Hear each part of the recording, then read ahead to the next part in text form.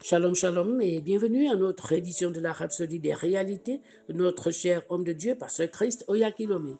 Nous sommes lundi 3 février 2025 et Pasteur Christ, dans la Rhapsodie d'aujourd'hui, nous enseigne sur le thème la délivrance, la complétude et la préservation.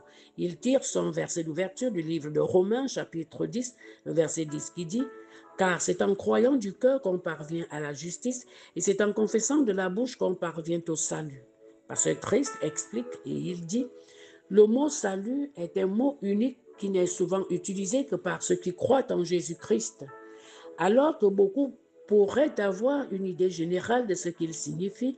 Seules quelques personnes ont exploré les Écritures pour saisir son vrai sens et ses implications. Le salut signifie simplement de délivrer, de rendre complet et de préserver. C'est ce que Jésus nous a apporté. Il nous a sauvés et le terme sauver tire son origine du mot grec sozo, qui symbolise l'intégralité de ce que la mort, l'ensevelissement et la résurrection de Jésus-Christ a accompli pour l'humanité.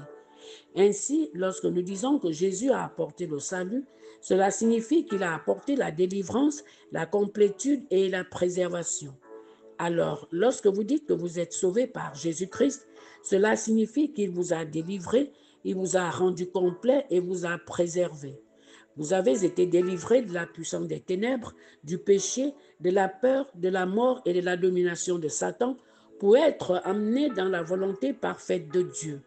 Colossiens 1, verset 12 à 14, version King James dit « Rendez grâce au Père qui vous a rendu capable d'avoir part à l'héritage des saints dans la lumière, qui nous a délivrés de la puissance des ténèbres et nous a transportés dans le royaume du Fils de son amour, en qui nous avons la rédemption, la rémission des péchés par son sang. Ayant été délivrés, il vous amène dans cet état de complétude, vous protégeant et empêchant quiconque ou quoi que ce soit d'affecter la plénitude qu'il vous a donnée. Maintenant que vous êtes né de nouveau, vous êtes entier, saint et exactement comme il a prévu dans sa volonté parfaite. Rien n'est omis dans votre vie. Vous êtes rendu parfaite en lui. Alléluia. C'est la raison pour laquelle la compréhension du message entier du salut est importante. Paul a expliqué dans sa lettre à l'église de Rome. Que dit-elle donc? La parole est près de toi, dans ta bouche et dans ton cœur. Or, c'est la parole de la foi que nous prêchons. Si tu confesses de ta bouche le Seigneur Jésus et si tu crois dans ton cœur que Dieu l'a ressuscité des morts, tu seras sauvé. Car c'est en croyant du cœur qu'on parvient à la justice et c'est en confessant de la bouche qu'on parvient au salut. Romains 10, versets 8 à 10.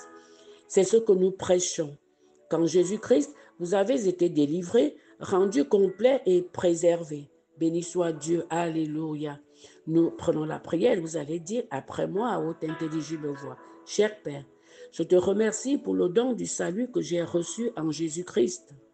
Je suis délivré, complet en Christ et préservé dans l'état d'entièreté et de victoire.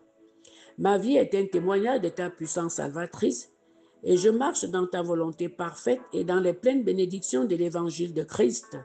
Au nom de Jésus, Amen. Alléluia. Je vous invite maintenant à l'étude approfondie dans le livre de Colossiens 1, verset 12 à 13, le livre de Jean 10, verset 28, le livre de Colossiens 2, verset 10, version King James, et le livre de Psaume 91, verset 5 à 7, gloire à Dieu. Pour